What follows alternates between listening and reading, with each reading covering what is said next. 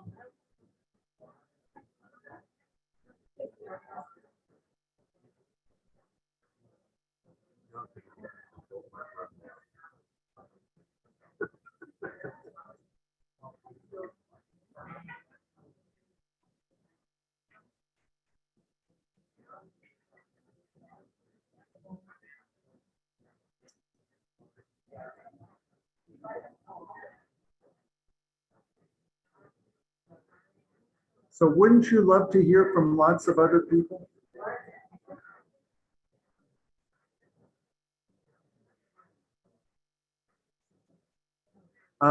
Wouldn't you like to hear the answers from lots of different people? Thank goodness we're going to go to Mill on the River and you can share some of the answers with people. But I've spent a lot of really the last year asking this question of a diverse number of people and writing down the answers.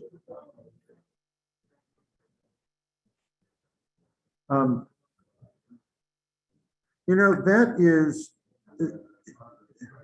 it is a surprisingly potent and powerful question in many different situations. Surprisingly. You can find out an awful lot about a person without prying, because everybody experienced some hardship because of the pandemic. Everybody did. I'm going to talk about that tomorrow morning, something called shared suffering. Everybody did. Everyone has a something. Most people don't think Jewishly. They don't think, oh, I should learn from this. I never thought about that. Most people don't look at it that way. Most people don't think, oh, gee, I wonder what people learned 100 years ago when there was another pandemic. If we had listened, would we be better off? But it's a fascinating thing. There was we were interviewing a person for a position. I'm not even going to tell you the circumstances about it, but we were interviewing a person for a position. And I asked the question, what did you learn from the pandemic? And the answer that this person gave in an interview, with a smile on his face, he said, he thought about it for a little bit, and he said, you know, it was incredible. I had a parking place in downtown Boston every single day. It was incredible. And there was no traffic. And the office was I had the office to my, I learned that I could get a lot done when there's no traffic. And that was what he said. And that was the first thing. That was he was honest. I'm sure he was honest, but it tells you where his mind was at. Needless to say, he got the job in spite of that answer to the question.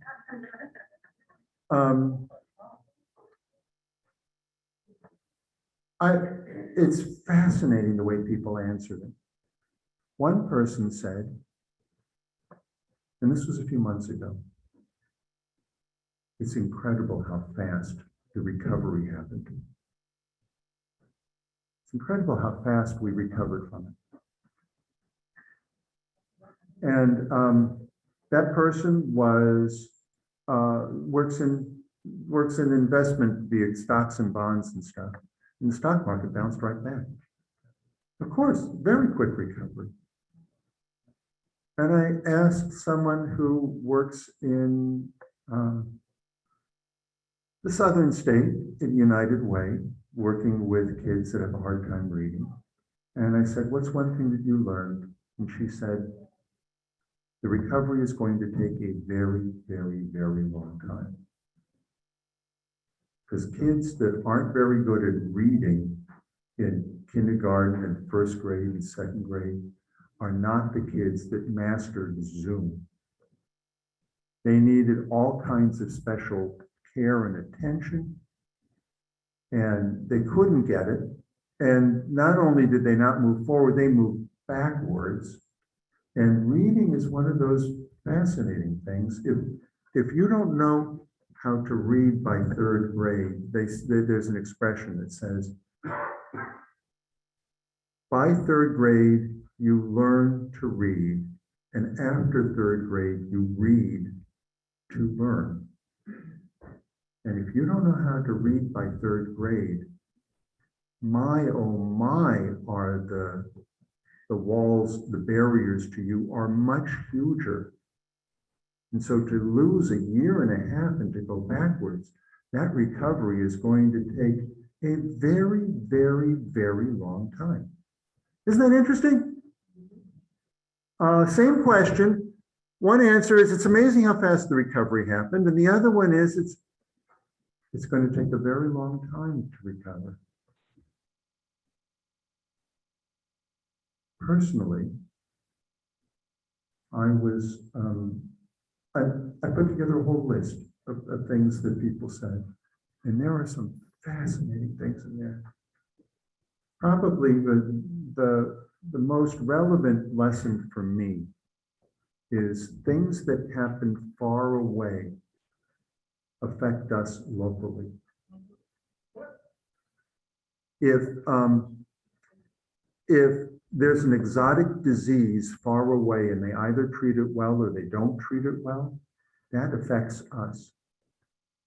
If there's a community, and I don't care where they are, and they feed their people lies, that affects us, period, regardless of where we are. What happens far away affects us locally. And I said, I was really motivated by that. It was really motivated. It hit me like a freight train, a simple lesson. And you can follow what we did, but during the month of January, thank you to this congregation for letting me do services, which were on Zoom, to do them online. We got a van with a tiny little bathroom in the back in the month of January without going into a single building. We didn't go into any buildings. We drove around the United States, visiting congregants in faraway places. Like June Silver. Nice to see you, June. I don't know if you're listening or not. And Barb Dworsky, hello. And the Davidsons, Joel and Marilyn. And far away people like Sharon, now Sharon Benetto. Hey, Sharon in Buffalo, how are you? I'm wonderful.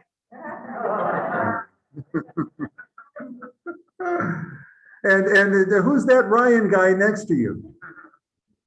My husband. Oh my goodness, we kind of crashed her honeymoon in Buffalo, New York. And she cares about the synagogue so much. And when she had some time off, she said, you know, I want to be for high holidays at Temple Beth Hillel in South Windsor, my spiritual home. And how can you not say congratulations to Sharon and to Ryan, her husband, right? Wouldn't that make a better year if you celebrate with the bride and groom? Wouldn't that make your year better?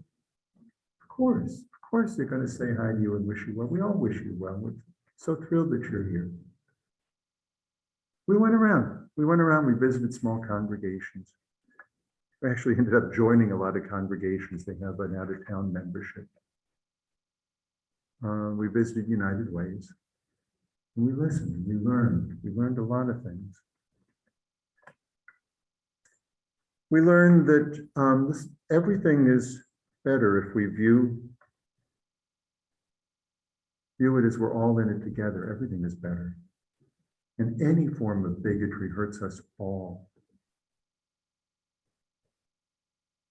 Someone wrote in, public irrational fear over the vaccine created a visceral delay in minority populations choosing to receive it. When we're divisive, it undermines the very best part of who we are as a people. Those are some lessons. Those are some lessons we learned. Other lessons are big things, right? Freedom is fragile. Inspiring things. All people, regardless of what your class is or your profession, all people, whether you're the guy that bags groceries at the supermarket, all people can do their work so well that they become real American heroes. Who would have thought that the gal that bags the food at the supermarket for you, you don't have to go out, and brings it to you. You think of them, you think of that profession as an American hero profession? Well, guess what? Now you can. Anyone can, if they do their job well, can be a real American hero. Most people talk about family is more important than I thought, hugs are more important than I thought. Most people say stuff like that. A lot of people say things like, slowing down isn't such a bad thing. It has some advantages. One thing I learned is that quarantining is a luxury. It's a luxury that not all people can afford. There's some people who live in tight quarters and they can't afford to separate from the elderly because they live with them. There's one house that's divided into 3 levels and there's 2 families on each level of several generations. It's like that in America. How are they going to quarantine? You learn some interesting things. You learn that when doors are closed, and those doors have been closed, and light is shut out, mold grows. And we haven't even figured out exactly what that mold is. But domestic abuse has been on the rise, addiction has been on the rise, ignorance has been on the rise. It's been a really good year for ignorance. Ignorance, if you were going to invest in something, ignorance. That's wonderful. Poor health and nutrition. That's mold that grows. And we don't even know what's going to happen from that. There's a lot of things we can learn from this pandemic. Some of them are kind of humorous. Like, however much they will never, ever, ever admit it, most kids really do like school. And they miss it. I learned that, how many of you knew that a mask, it doesn't really protect you, but it protects the people around you? I didn't know that. Did you know that beforehand? It doesn't protect you, it protects the people around you. So a mask is a sign not of selfishness. A mask is a sign of graciousness, of caring, of love. You care about the people around you, that's why you wear a mask. I didn't know that. There's a lot of things we can learn from this pandemic. Our task is to really learn these things, really examine them, figure out what can we learn on all different levels, write them down and desperately try to remember them, because there's going to be another pandemic. It's going to be another one. And this wisdom that is hard-earned wisdom will be very helpful, if not for us, then for other people, maybe in our generation or future generations. But more than that, I mean, more than that too, more than that on a more simple level. A lot of artifice of life has been stripped away, and we're at some of the bare necessities of life. This pandemic has exposed some real important underlying things about what's important in life. If you really miss hugs, if you really miss family, then when you have a moment, if your great aunt is going to turn 90 years old and you wouldn't really go to it because you sort of liked her, but not a whole lot. You know the person I'm talking about?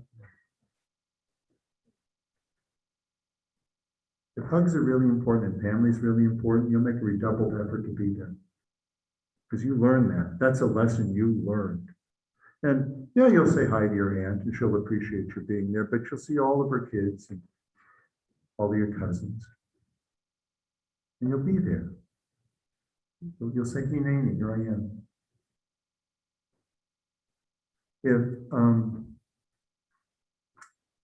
Think about it. Think about what you've learned. And this is my challenge. This is my Rosh Hashana challenge to you. That thing that you shared with your partner, whoever it was just now, the thing that you learned, do something about it this year. Whatever it is that you say, do something about it. Do something that shows that you have not only learned, but you're changing it. You're changing the world because of that thing that you've learned.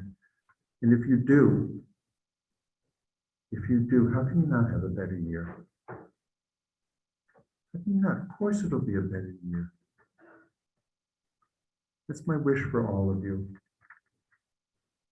That we figure out how to make 5782 a better year. Year of life. May it be a wonderful year for all of you. Let us say amen. Amen.